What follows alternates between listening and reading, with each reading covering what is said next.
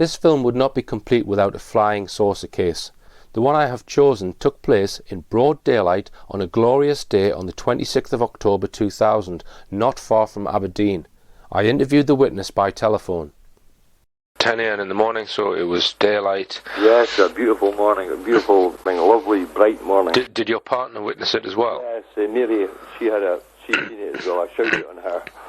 I was actually standing at a patio door with a big patio in the lounge, and I was looking out the window, and I spotted this small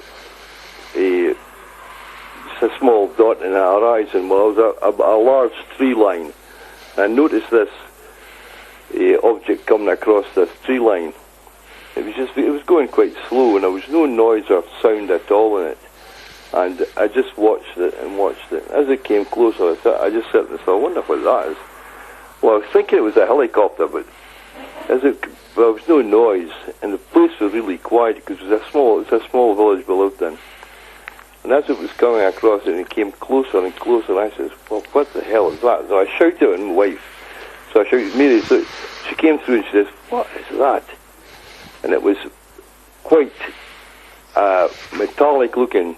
It was about 30 feet by about 40 feet. It was very, very slow, and it was just drifting across the tree line that came down and moved closer to the house. And I said to myself, what is this? So we just both watched it, and it took about maybe 7 or 8 minutes just to go along the tree line. And as it was just past the house and it was about 150, 200 feet above which we was watching, it just turned and went on this other area.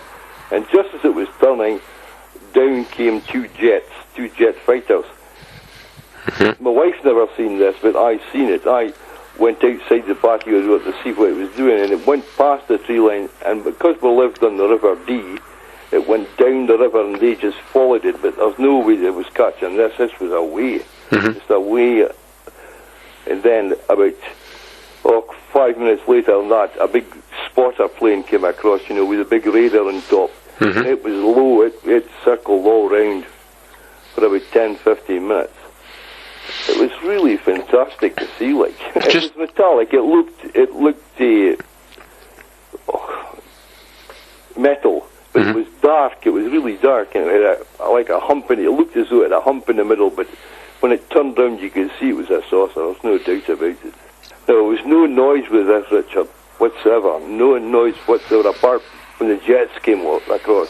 It was really quite eerie and quiet, Actually, I was looking west, and it was coming from the west. And it just came out from the west and came past the house, and it went north, and it went down the river, which is good north into Aberdeen. And I've actually researched that date. Now, I know on the Holy Loch there was a Merlin helicopter went down in the Holy Loch. Now, it came to that direction, which would be west of where we lived, quite a bit away, but these things are travelling at such a high speed. There's no way it could come. I mean, it could come to us. It was doing it at 600-700 miles an hour. It come to us in about probably an hour, half an hour maybe. It was quite interesting when we researched this, because the two fighter jets that went after this UFO, there's a fighter jet went down in the borders that particular day as well, and the pilot had to eject. Now, what he had to eject for, I'm not saying it did anything, but it seems very strange. So a helicopter went down in this place called Holy Loch, and a fighter jet? And a fighter jet on the same day, yeah. And do you know where the fighter jet went down? Well, we think it was the borders, round about the borders. Really? This sounds very similar to the Sheffield UFO case, military jets chasing a UFO and then crashing. In this case, a helicopter and a jet, which I am sure will have been covered up. They're not going to admit to endangering the lives of the public by chasing UFOs over populated areas. Anyone who has information on either a Merlin helicopter or a fighter jet crashing on the 26th of October 2000, please get in touch via the website. The cover-up of the UFO phenomenon is sophisticated and comprehensive. Most people are completely unaware that the cover-up extends to most printed media, TV and films. My research leaves me in no doubt there is a major cover-up on the issue, especially when the military are involved. Sheffield and Berwyn are two good examples of a cover-up following military involvement of a UFO. This is a letter handed to me at a conference. I have redacted the name in question. It states that one particular prominent UFO author in the UK in 1991 was paid £25,000 per year from a government agency to persuade this individual to change their stance on UFOs and give a rational explanation and belittle UFO stories. Anyone know a UFO author that did a 180-degree U-turn on their UFO stance? As I said, the cover-up also extends to television. In 2011, I exposed the Channel 5 Berwyn UFO documentary, where programme makers were ordered from a high-up source to remove all of Scott Felton's testimony from their show. Scott, who has done more research than anyone on the Berwyn case and found reliable witness testimony that the military were involved, was also removed from a scheduled BBC radio interview on the same subject. I was assured that the people I named wouldn't even be in it. It was a case of, well, you know a bit about this case. Yeah. It'll be more or less your show sort of thing. The programme makers came along. They spent a week more or less in the Llandrillo area. They were interviewing other people who I did know about, witnesses and things like that. And I spent the best part of 2 days with them. I took them up onto the Berwyn Mountains. I showed them where the UFO was, or where I believed it was. I showed them all the evidence to show how I had come to arrive at those conclusions, where the UFO was. I didn't know anything till the day before the programme was going to be aired. The director of the film crew, I think it was Ian Levison, not David Levison, I think we said earlier. Right. He rang me up and left a voicemail on my phone, and he said, the good news is the programme's being aired tomorrow. The bad news is you're not in it. Right. And then he went briefly on to explain that the commissioning editor of Channel 5 had pulled all the stuff. If you want to know the truth about the Berwyn incident, it is in the Rich Planet 2011 film, The Berwyn UFO Cover-Up Exposed.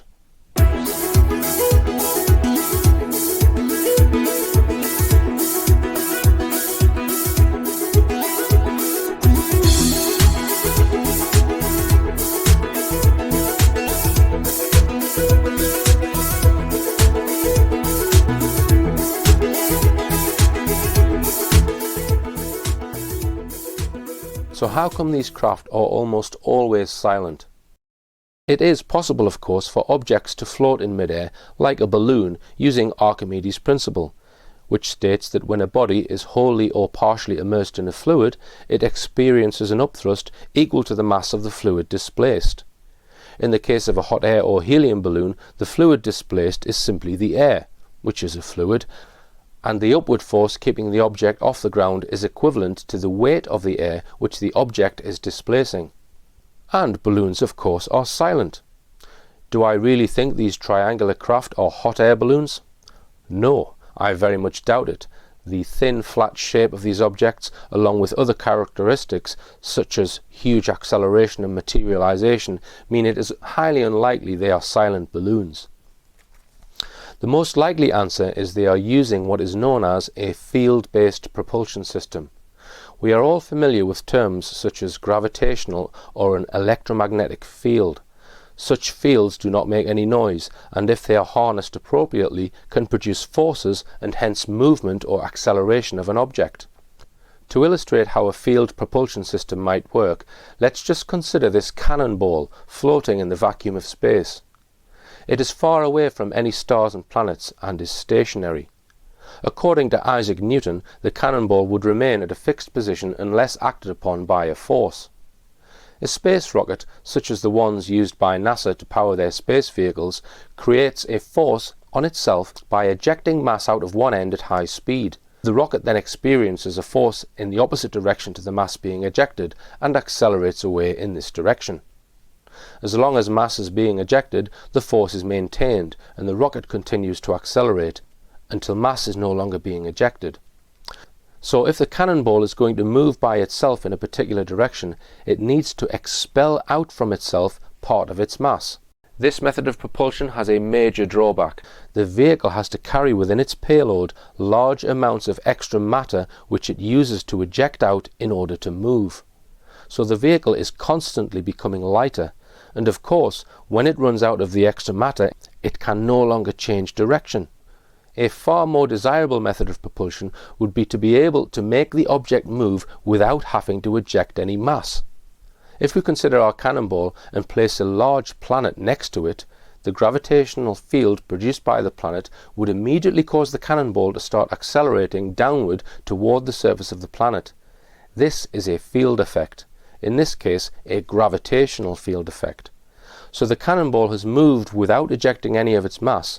It moved due to the influence of a field. Once the cannonball is travelling at a high rate towards the planet, if we were to suddenly move the planet to the other side of the cannonball would start accelerating the other way and change direction. No matter how high the acceleration of the ball, any occupants inside the ball would not feel any force because they are in free fall within a gravitational field. This would be a second major advantage of a field propulsion system.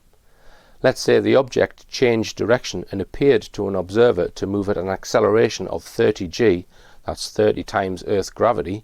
The occupants would not experience any forces on their bodies at all. Is this what was observed during the Belgian UFO flap described by Professor Emil Schweitzer to the British MOD in 1991?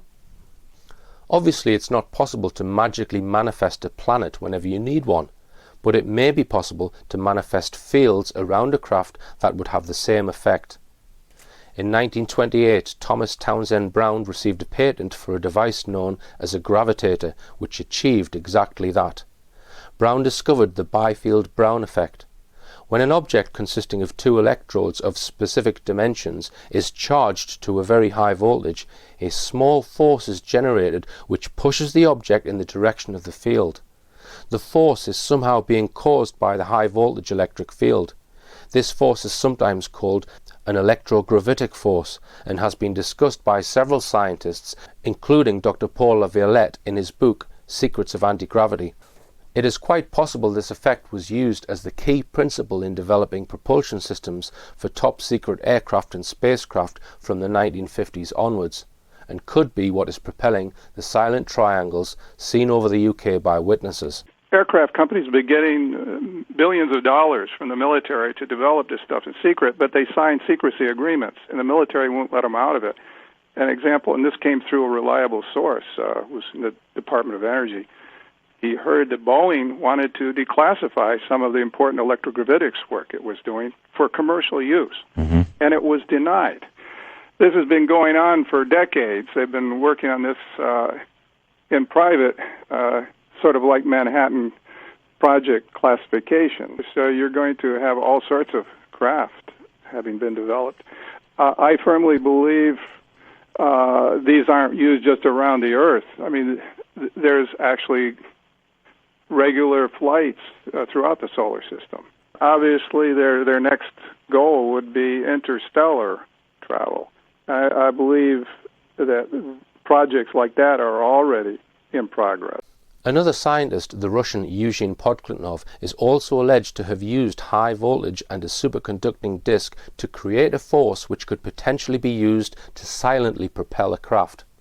Discharges these 2 million volt pulses, the tests that he was making, through a superconducting disk, and the discharge, even though it ends up smashing against the other electrode, it keeps going, in effect, as a gravity wave out the end. It's sort of like a gravity cannon. It produces a beam of gravity shock waves that is confined. It's pretty much non-divergent. For example, they were able to knock books over at 2 kilometers and even detected its effect at 200 kilometers. So basically, with something like this, you could put a beam between here and the nearest star system and use it to propel a craft. or you could put it on the craft and be propelling the craft with this, creating its own beam on board. As I mentioned earlier, the B-2 bomber, once airborne, is alleged to have a second mode of travel, where the leading edge of the wings are electrically charged positive and the exhaust gases charged negative. This reduces drag on the aircraft and also reduces the radar signature, both highly desirable in a stealth aircraft. But Dr. Laviolette contends this charge is also contributing to the craft's propulsion, and even that the jet engines can be switched off and the craft fly purely using an electrogravitic mode which would be totally silent. It is highly likely there are a plethora of top secret aircraft which have been kept totally secret out of the public eye, using field propulsion. I personally don't think we can say any UFO is a non-human craft just because it has advanced characteristics. That doesn't mean I am saying that all the craft are man-made, but what I can say with absolute certainty is some group or groups are flying craft which are way beyond the capabilities of any publicly known aircraft. They are doing it right under our noses, and they are doing it without public permission. Are you happy about this? As I've said throughout the film, we need to find out where these things are going, then expose it to the world. If there are undisclosed secret bases being used to house these craft, I have some good ideas as to how they might be discovered. Anyone else who has further ideas, please get in touch via the website.